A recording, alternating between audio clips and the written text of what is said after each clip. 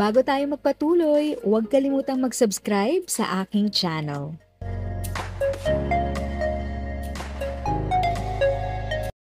Thank you sa pag-click ng aking video. Good day po sa lahat ng mga nanonood. Sa mga bagong viewers at napadaan lang, by the way, I'm Tita Eda. Welcome to my channel. Ang channel na maghahatid sa iyo ng dagdag kaalaman tungkol sa government services, bagong mga balita at informative videos na galing sa legit na resources. Mag-subscribe na para updated ka. Isa sa mga benepisyo ang diskwento sa mga gamot, pagkain at serbisyo.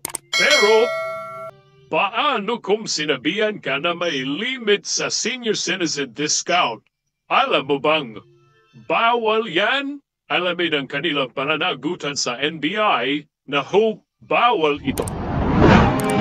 Alamin kung bawal o hindi dahil kung di mo alam ko, kaso ang kakaharapin mo sa NBI na bawal ito.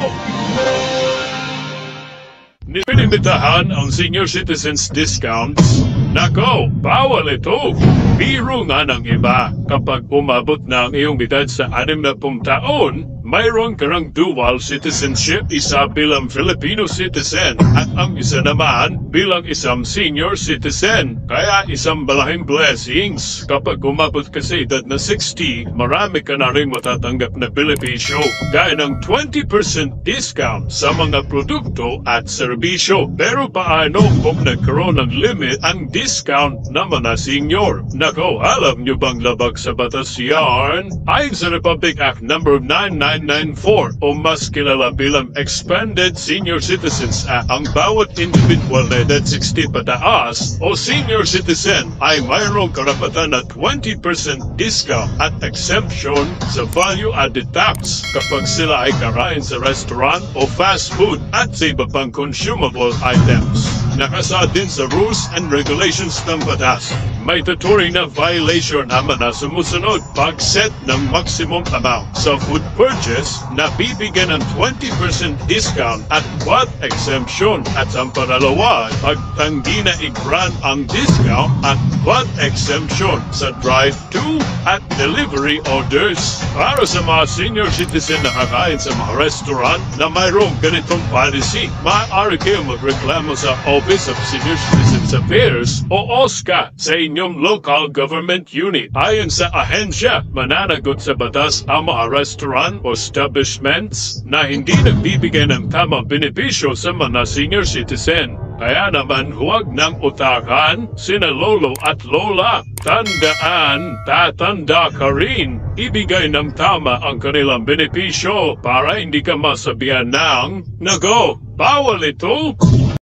If sa tingin mo, natulungan ka ng video ko na ito, nakasave ka sa oras mo, you can click yung thanks button at any amount ay malaking help sa pag-grow ng channel ko. Yun lang po muna ang aking update. Sana ay nakatulong na dagdag kaalaman ang aking shinare today. Ang goal ng aking channel ay mag-create ng awareness.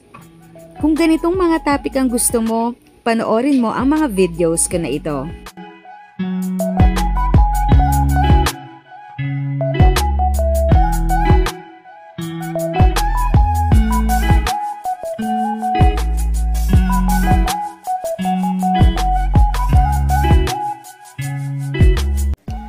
Thanks for watching!